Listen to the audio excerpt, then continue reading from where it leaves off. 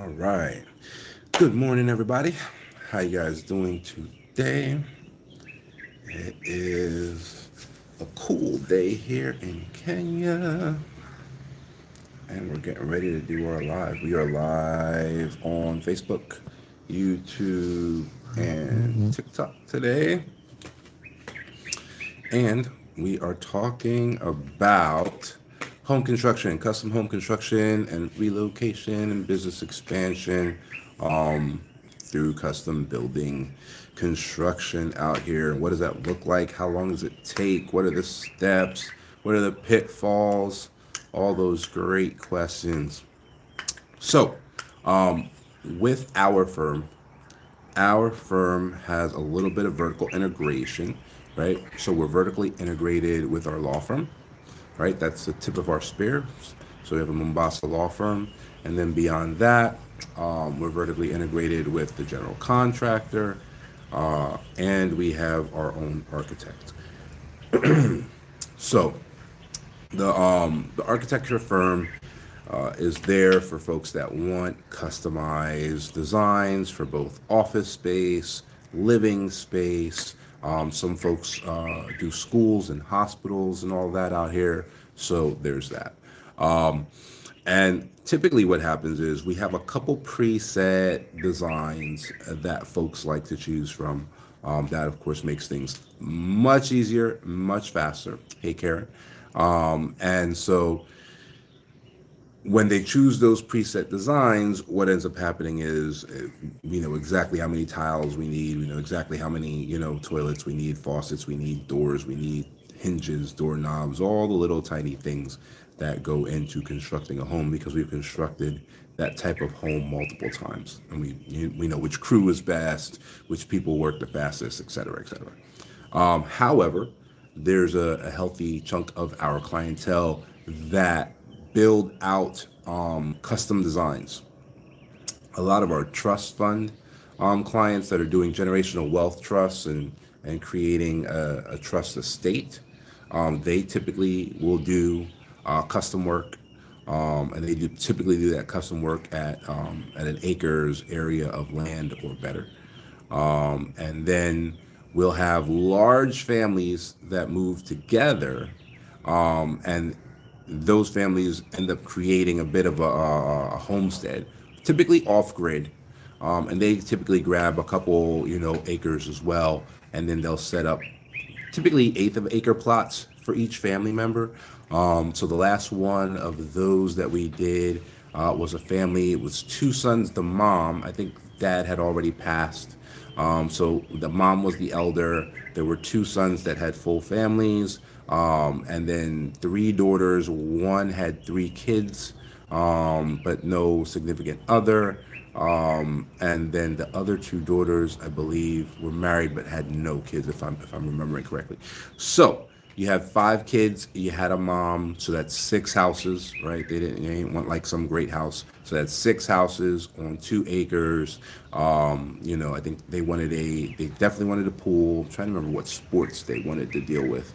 They had some weird sport that they liked, but they had the pool. They had a basketball court. They had a tennis court. What was that odd? Oh, one of them was like an archer, like a collegiate archer. I don't think they quite were an Olympic archer, but they were trying to be back in the day, and so they kept doing archery as a sport. So there's an archery course that they wanted set up, and so you can design stuff like that with the architectural firm and go ahead and do what's called a master plan, right? So a master plan is when we take the entire area that you want to build on. So if it's 2 acres, if it's 3 acres, whatever, and we plan out everything. We plan how the electric lines are going to go across that land, where the water is going to be on that land, where's the septic system going to be, where are the power lines coming in from the county to provide electricity, even if the electricity is just a backup, because they were completely off grid, but they still had an electric connection as a backup. And then they had an area where they had their batteries for battery backup for each house, right? So they had like a power station on their property and all that. But all of that is part of the master plan, and part of the master plan is also the elevations in the land.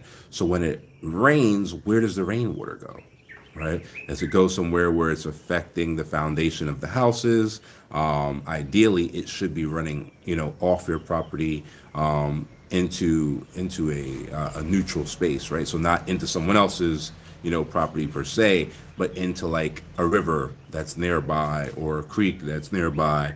Or if there's nothing like that, then you can create kind of a soft spot, that has some kind of hard covering, right? And there's a technical name for it, but I know, people who aren't builders, that doesn't make any sense to them. So I'll describe what it actually is to. And so what it is it's a place where there's a strong root system, typically a plant root system, and then it's covered with a porous material, so like gravel, something that like water can get through and get down into that root system, where the roots can take care of the water, or an underground aquifer or something like that can take care of the water, but it doesn't create like a sinkhole, right? So all of those things have to be planned by engineers, and then the land has to be scanned and all of that stuff, to figure out where those things are, and then you create what's called a master plan, and then that master plan is approved by the county, and then you start construction. And then each construction project might have its own plan, right? Now, in smaller plots of land, you might not need a master plan. You might just need a home design plan, right? So, like right now, for example, we have 4 clients coming in from the U.S. that are building now, right? And so one is a lovely young lady that has a 3-year-old, and so she's building just a house, on a plot of land for that house. So she doesn't need a master plan. She just needs her house plan, right? Then we have another one that's coming in. It's the husband, the daughter, and the wife, right? And so again, they just need a standard house. Then we have a couple guys coming in that are all bachelors. So they have 3 houses set up on 1.5 acres, right? But then they have some like common areas that they've chosen to like share access to. So there's a barber shop that they're building that they're sharing access to. There's a big pool that they're building, and like a outside barbecue deck that they're building near the pool that they're sharing access to. Is there a tennis court? There's another kind of court. I think it is a tennis court, that they're sharing access to as well. They're sharing access to a mini batch reactor, it's called. So a sequential mini batch reactor actually takes wastewater and can process it all the way back to drinking water. Now, processing it all the way back to drinking water is expensive. They're not doing that, but they're processing it all the way back to like usable water. So they essentially have their own mini like sewer system on property that could handle many, many, many more houses if they decided to like build those houses. And I think they are thinking of kind of like walling off where they are and where their stuff is, and kind of doing like some Airbnbs in the future, or short-term rentals or something, on the rest of the property. So they have whatever plan they have that we're not, privy to, but we set them up with the permits that they need to operate. We set them up with the land design through our architects, and we went ahead and got and pulled all of that for them and started their construction, right? So that's essentially what we do on the construction side of things. And typically it takes about 9 months. It'll typically take about 9 months. There are government setbacks, like in December. Typically nothing happens. So once you get to December, typically nothing can be approved for that month, because typically everybody's on vacation. Like they're all with their families for the holidays and whatever it is they celebrate or whatever. They're typically gone. So if you're doing construction at the end of the year, then you should prepare for like a 1 month delay, because of the government. If anything needs to be approved. If nothing needs to be approved, then it doesn't matter. But if you need any kind of government approval, or if the government asks for something, and then you have to present something back to them. And then December hits, then when you try to present it back, there'll be nobody in the office essentially. So there's that. So it's typically about 9 months to get everything going. With bigger properties, it can take longer, right? So for us, everything up to a half acre property, we can do in 9 months. We've never taken, longer than 9 months to do anything up to like a half acre property. Beyond a half acre, then it gets, hairy. And people who make slow decisions, right? So if we're like, all right, what do you want landscaping to be? Because landscaping is not construction, right? So do you want to do landscaping? Do you want to do it with us? Do you want to go find a landscaper? Like, what do you want to do, right? Certain decisions are always going to be yours to make. And then if it's, you don't know what you want to do, or you want 30 quotes or something like that, you can hold yourself up. So depending on, what kind of person the client is, they can make their situation last way longer just based on their decision making process, right? So for us, typically it takes us about 9 months to build anything residential, and the longest it's ever taken us is about 18 months, and that was a big boy. So so typically what people are looking for is something between like 1,500 square feet and like 2,500 square feet. And then we have like some real luxury places. We have one that's 5,000 square feet. We have another one that's 6,500 square feet. So some serious like mansions, right? We even have one that's a single level, and it's over 5,000 square feet. It's like 5,500, and it's single level. So for it to be single level and that big, it's like a huge footprint. But it's like a modern mansion, so it doesn't go up, it goes out, right? And it's like 4 or 5 bedrooms. There's a family room, there's a theater room, there's all of the stuff that you could imagine a 5,500 square foot house would have. And then of course you want to double that up with landscaping. So you want a good pool in the back. That's going to run 15 grand or whatever, and good landscaping back there and whatever. So those are the types of things that people are looking at when they're going to build out here. So we have those kind of prefab builds where we can build them very quickly. There are two reasons why folks go ahead and go into design.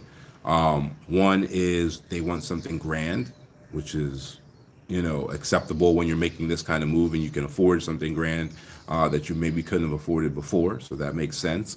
The other one is they want to move before they have all the finances that they wish they had. And so they're actually designing a smaller house than our smallest house. Our smallest house is like 1,500 square feet. But some people are like, nah, I'm cool with a, I don't know, 900 square foot home or something like that, right? So obviously we could design that. It's obviously tiny, comparatively speaking. I know our New York clients are like, nah, that's big. Like my apartment is smaller than that, or my condo is smaller than that, or even like my home is smaller than that. If they're from those areas, so I guess it is perspective. A lot of New York City folks, though, are very comfortable having the smaller square footage because of what they're used to. And so they sit down with the architect and design something smaller than we would typically, design, and then we go execute it. And it typically takes the same amount of time because now we're building something that we haven't built before, So even though it's smaller, we don't have the same, expertise that we've built this thing 20 times already. So now we're like following the plan and building everything out exactly, per the plan. And so it still takes the same 9 months. Any questions on how that works?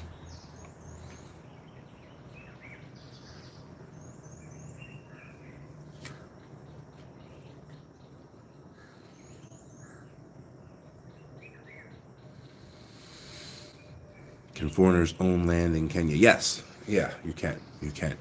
There's some terminology that folks from the West might not understand, and that terminology actually gets them kind of caught up every now and then.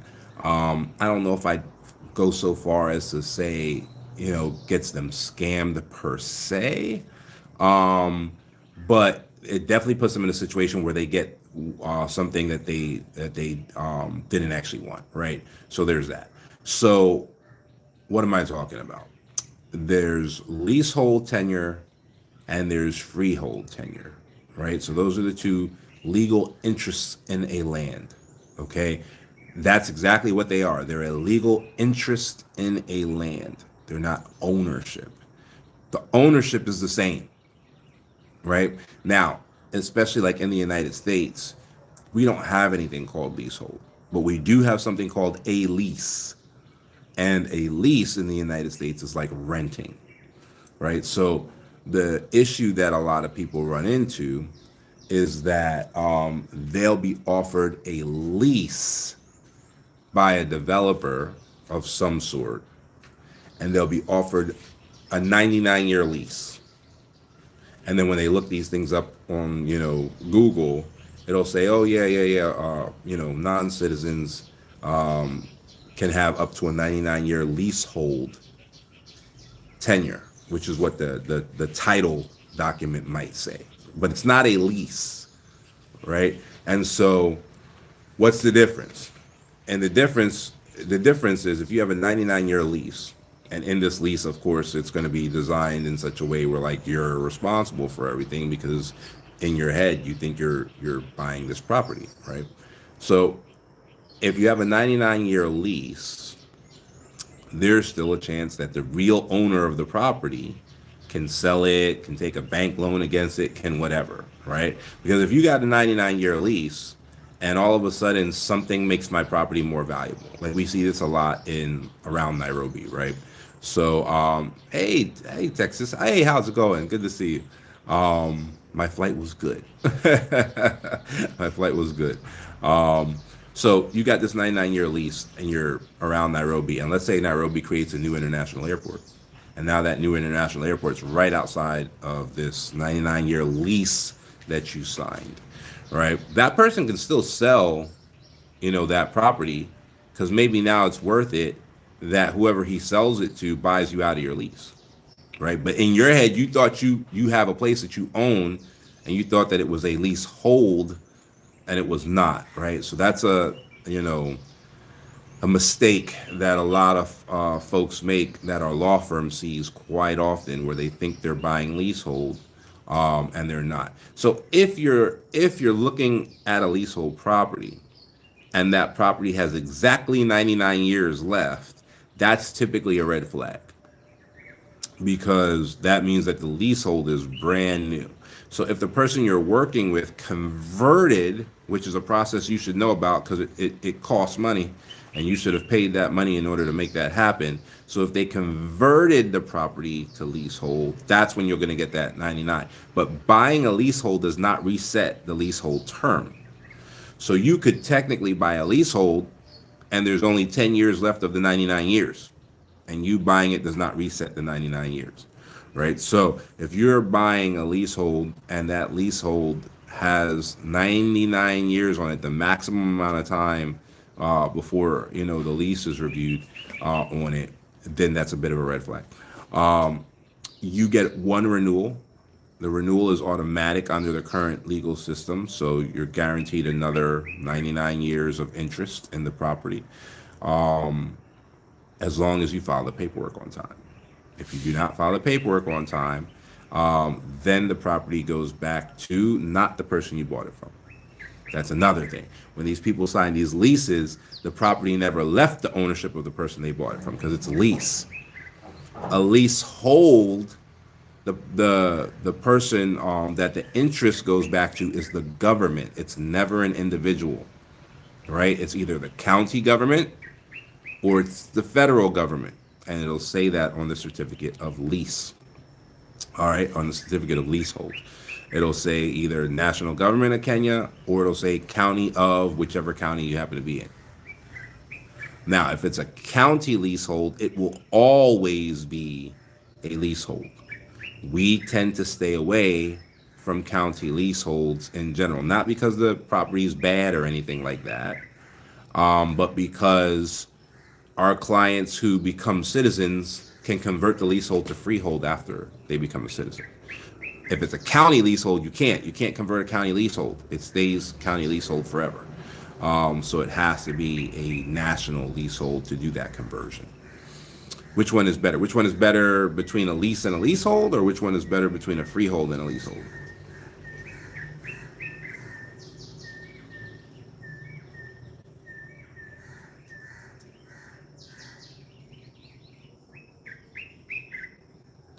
Freehold is only for citizens. Yeah, freehold was designed, the concept of freehold and leasehold is set up because there was something called British Kenya when the British took over, colonized and essentially enslaved the Kenyans, right?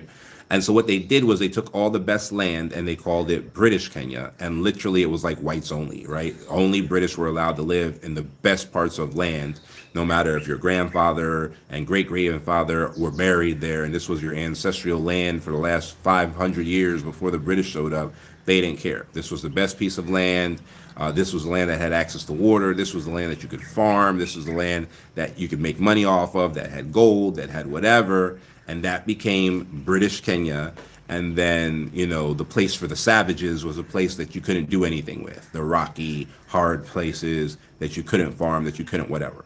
And then they create title deeds, and give themselves ownership of that forever in perpetuity, right?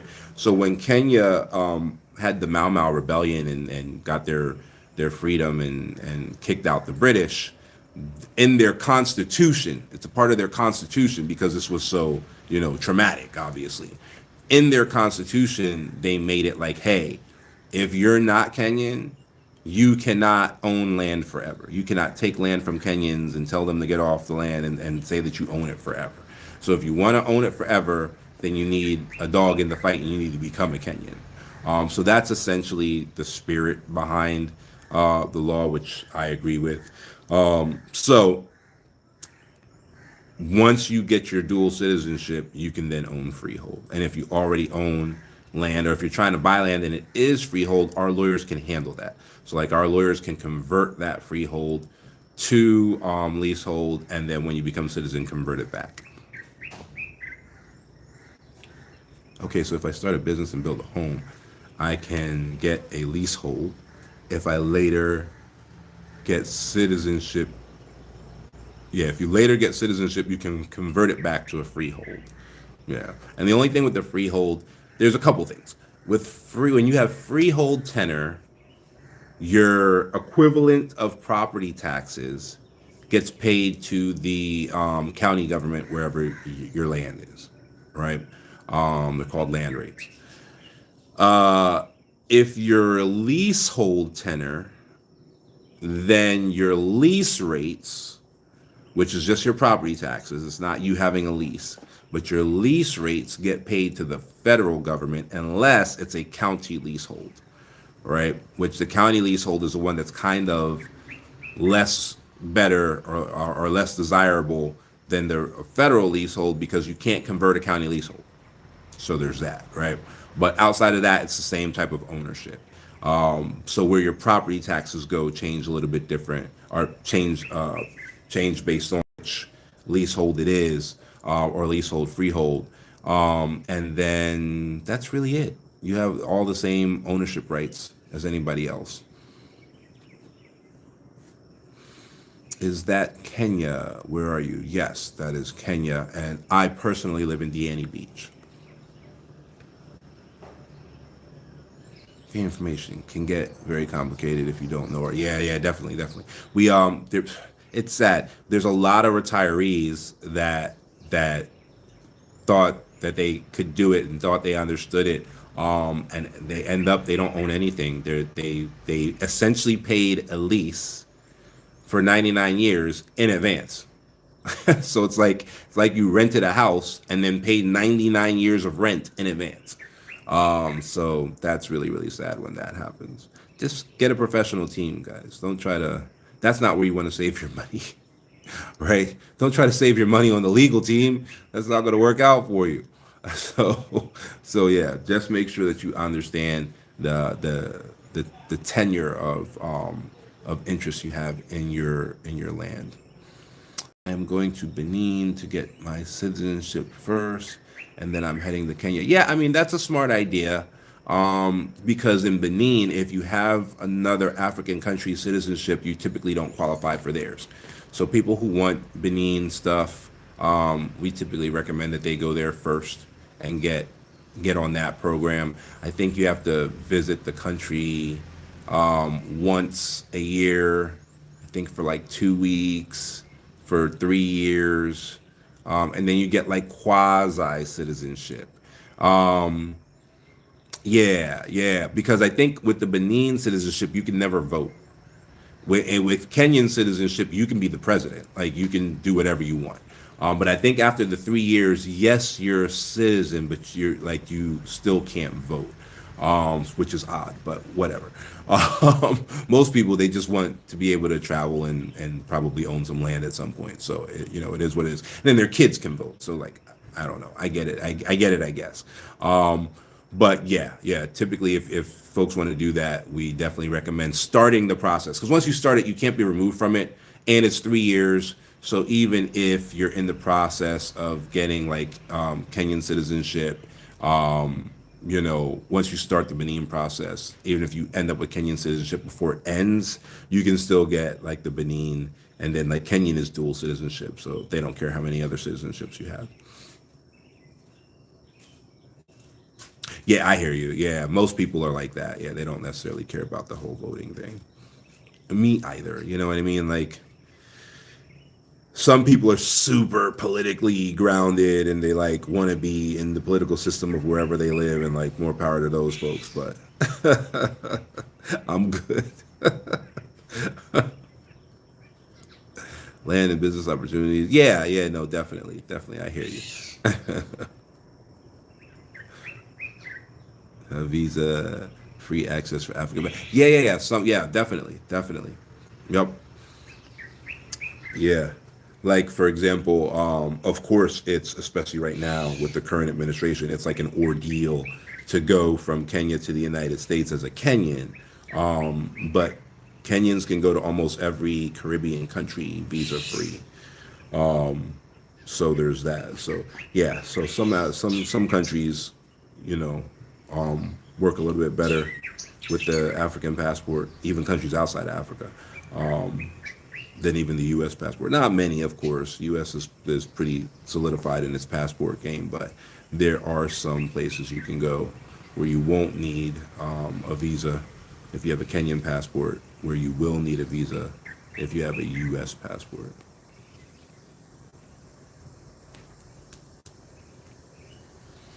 How's the current market for raw land in Kenya currently? It totally depends on where you are, right? We're at the beach. So the market's good. It's not particularly cheap. It's not particularly expensive, but there are amenities, right? So there's everywhere that we build is within 30 minutes of everything that you could need.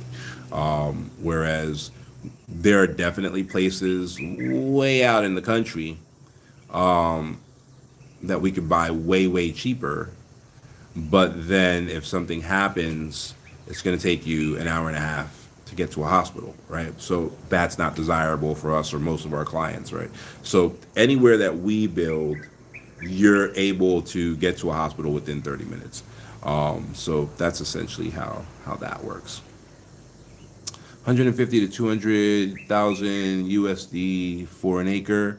Um, yeah, if you're on the beach, yeah, yeah. So if you're on the beach, you're going to be looking at somewhere in that 200 plus. I'm trying to think what the last acre directly with beach frontage cost us. I want to say the last acre we did that had beach frontage was like 278,000 because it's on the beach, right? So yeah, that can happen. Then the further away you get from the beach, the more those prices kind of level off. So, and then again, it depends on how close you are to the stuff, right? So, but you could go like, I don't know, you can go like the backwoods of Key or something, and get an acre for $4,000, right? But you're not going to be next to anything, right? Even the closest airport's going to be a 2-hour drive, right? So building a home, 250K USD for the home.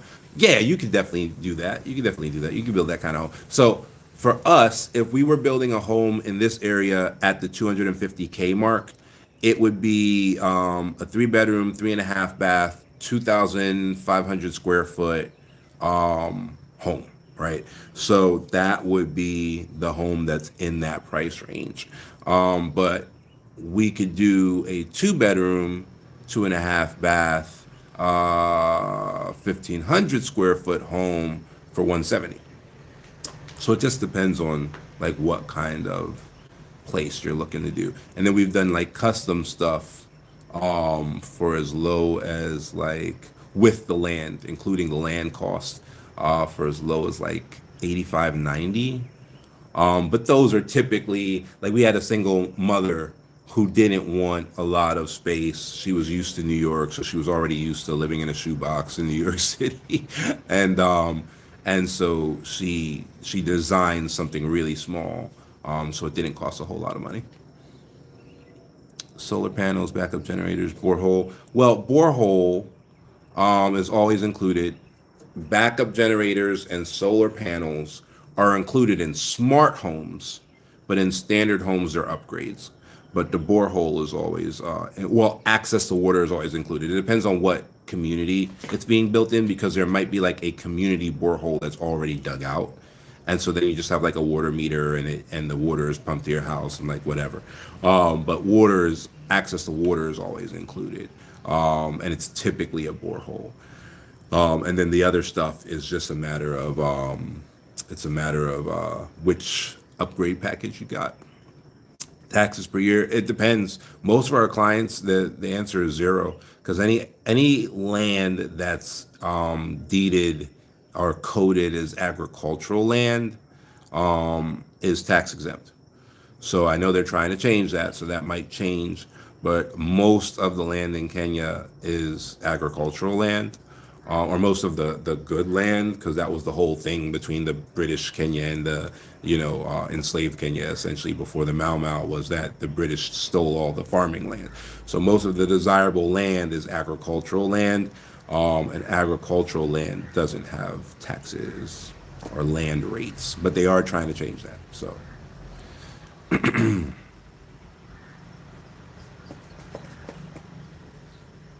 Hey, Jolene, what's going on?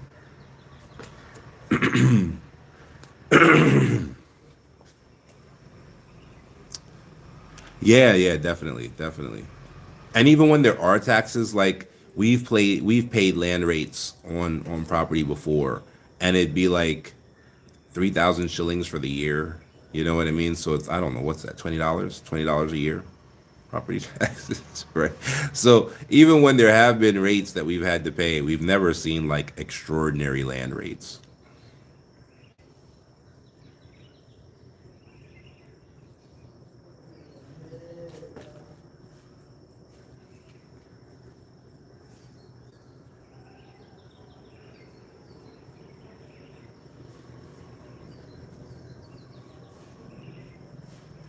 Yeah, definitely. We'll be here. Have a good one.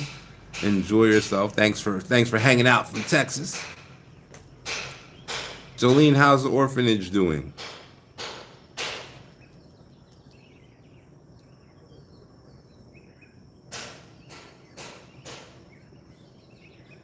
You gotta send me the marketing material. You gotta send me like the footage and all of that. And then we'll see how we can support the orphanage.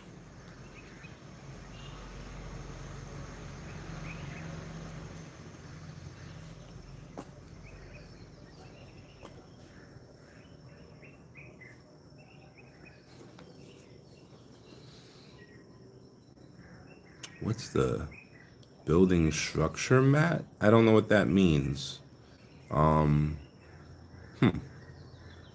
Reacher, why don't you take a look at what you wrote and just send it through again?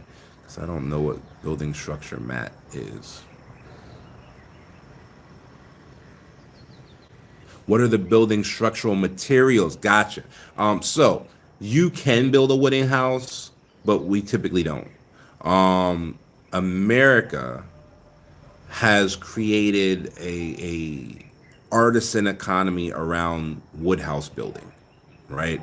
That really started because it was cheap.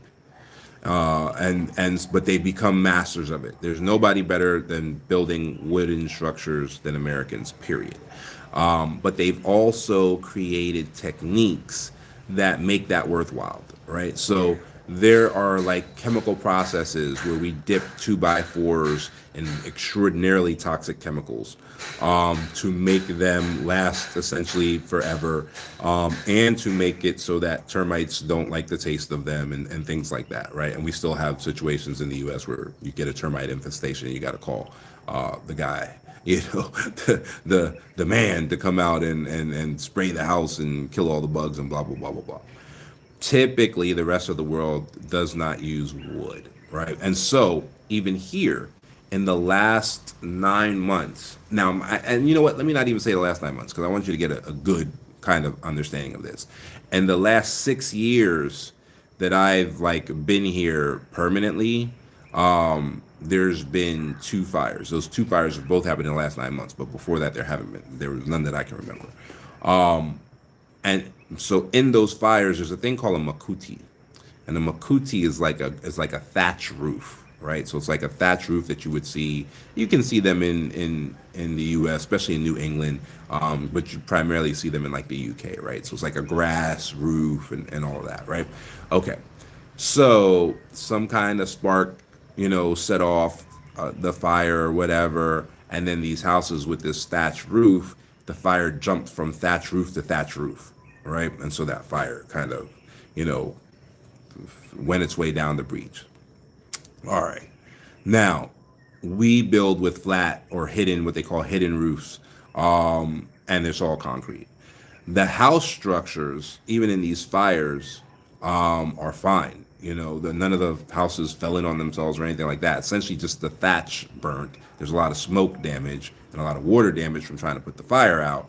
But the structure of the house is solid brick and concrete, right? So that's essentially the structural materials that are used out here: brick, concrete, mortar, all of that. Very, very little wood, because it's just not something that people outside of the United States really do. So those are your structural materials. Good question, I suppose. Yeah, yeah. Because not like you're not gonna have like a piece of drywall that you can like cut a hole in and then reach your hand into the wall and try and find a stud or anything like that. It's not gonna be like that.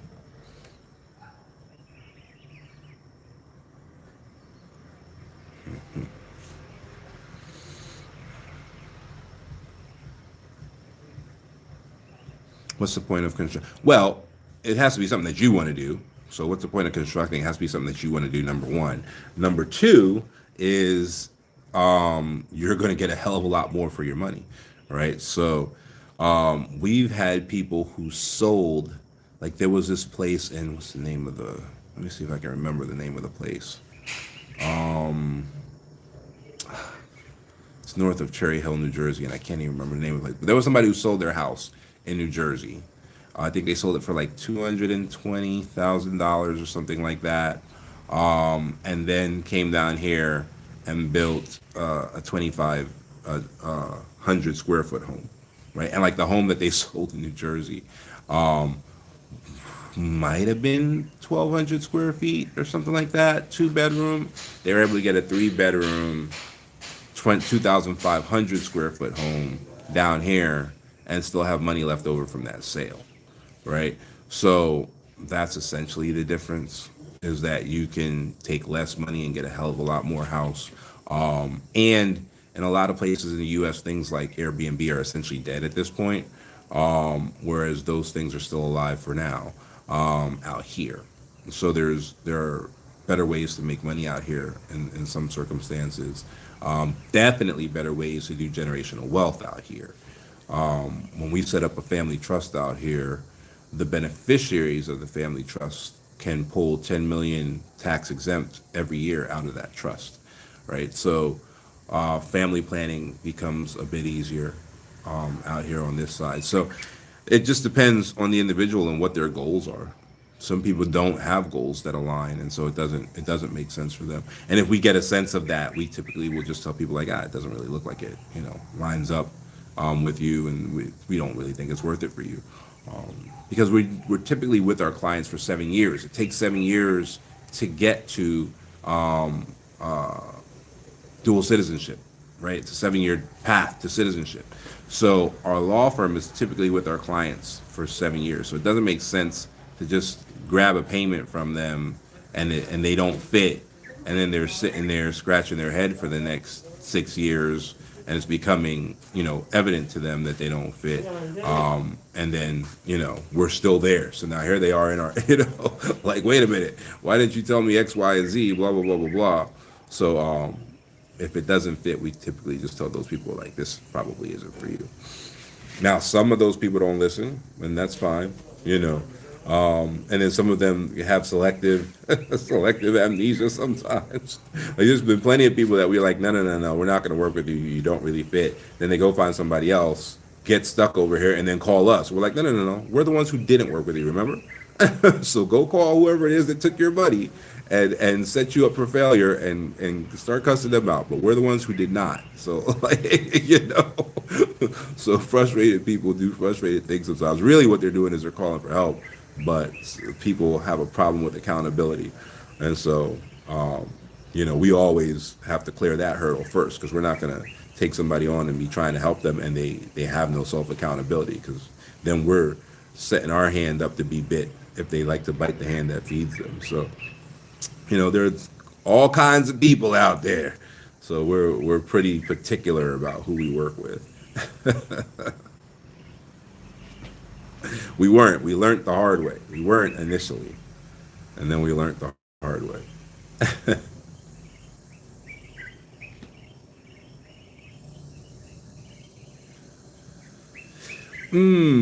Maybe. I feel like that's something that I have to set up in advance. The question was, can I show the house designs? And I can. You know what I'll do? Send me a DM so that I can get your and I'll either go find since you're asking on TikTok, I'll go find the TikToks that those designs are already up, and I'll just tag you in them, or I'll have the media team make a new TikTok and put the designs up, and we'll tag you in them. Because there are like little funky things I can do on TikTok. The other thing is I'm live over here on Facebook, and I'm over here on YouTube. So if I turn on the TikTok thing where like I put up my hand and the pictures in my hand, or I bring nobody else will see it but TikTok. So I'll go ahead and just do a video and tag you in it.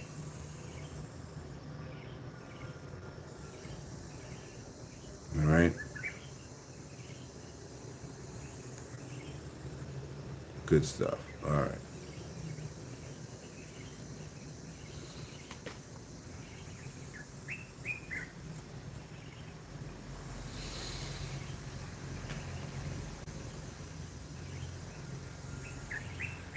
Help me, please. I have no idea what you need help with. You got to ask a real question.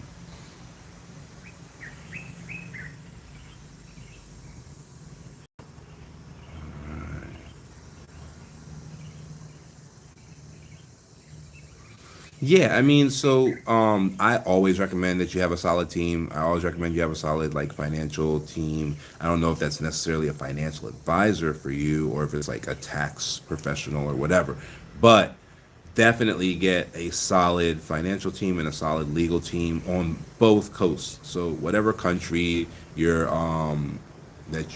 dealing with, you want to make sure that the country you're coming from, you have a solid team, and the country you're going to, you have a solid team.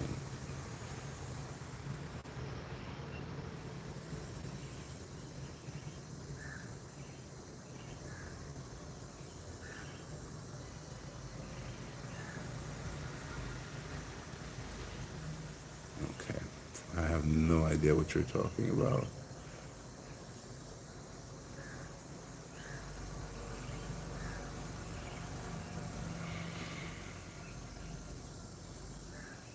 All right. For news. Shout out for new sub. Are you a new sub? All right, Jules. Thanks for the subscription.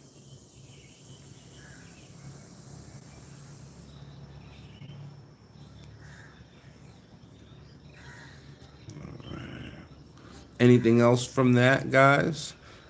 We've only been here for 45 minutes. This looks like it might be a short one. Any other questions on any of that? The other day we were here for 3 hours. That was crazy.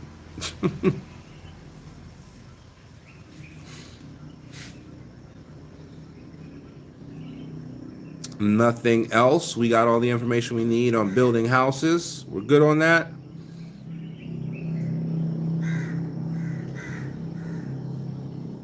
All right. I will be here tomorrow, but I do have a very minor medical procedure on Tuesday morning, so I will not be here Tuesday morning, but I will be here tomorrow.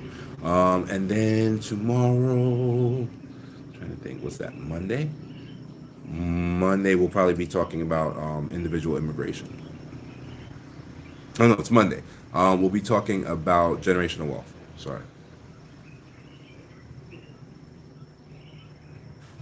All right, so that is it. We're good. No questions. All right, guys. It was fun as always, and we will see you another time.